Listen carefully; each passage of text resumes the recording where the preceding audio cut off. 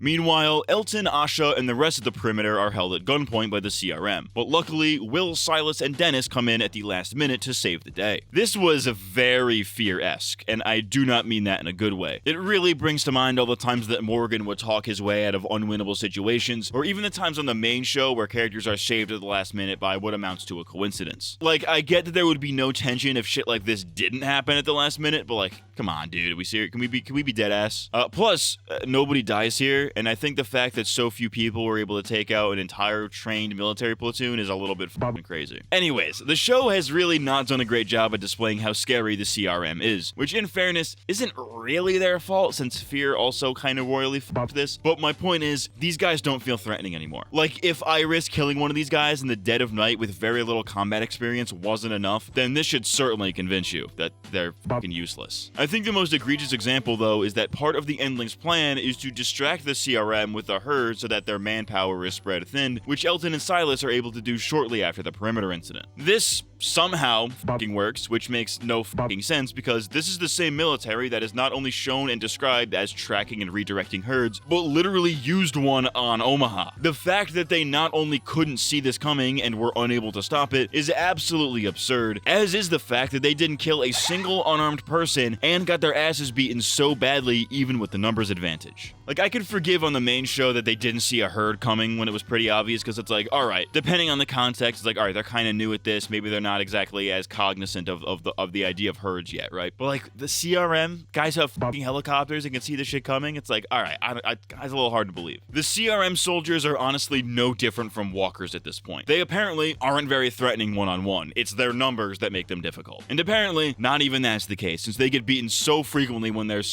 so vastly outnumber our main characters.